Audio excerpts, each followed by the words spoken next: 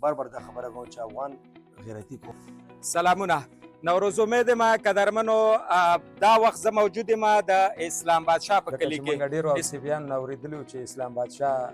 لکه څنګه چې نن ډېر لالهان ده دی هلته منډه دلته منډه افغانانو دې ځای کې خلک چې دي په تکلیف دي هلته په تکلیف دي وګوره چې ورغله ماشوم یې خورې نه زده کړه روانه وه بس اخري سرکو کې وه او ډېره کیوټ ماشومه وه کاینات ډېره وایرل شوی بیا ورته خو هغه چې فرق نه نفس راوستل به مې ځکه چې مونږ چې هغه وخت کې ما و چې را د پریشر باندې ډیولپ شي او پریشر ګیره شو چې هغه زه وایرل شوم باقاعده په افغانستان کې په چیلډرنس هسپتالونو کې زما نه ځکه چې زوی وي نبي علیه السلام چې بچی مړو نو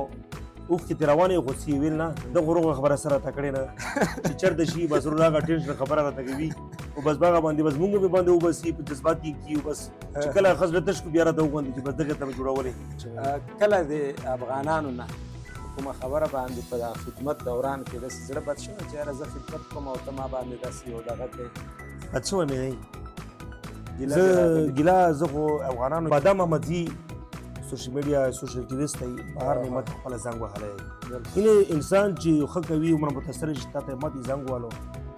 الحمدلله دومره جوړ یو چې ځکه کار مار ونه کړم د خدمت ته څور ځان واقف کړم که نه نو زما هغه لیول روان دی چې کوم زه ډېرو ته وایم چې ماله تیار دی ګونه راوړو تیار خوراک و زه غونه خدمت والا ځکه چې یو زه خو نه یم زما ټیم خو نه یې که نه بچ تم خدمت وکړي تم وکړي سوشل ورکر اسلام بادشاه سره دا خوندوره او مکمله انټرویو زموږ په یوټیوب چینل باندې ډیر زر زموږ د یوټیوب چینل په کمنټس کې یا د مو باسي دا ویډیو ټولو ملګرو سره ریپوسټ کړئ او زموږ د ټیک ټاک اکاونټ ضرور فالو کړئ کور مودان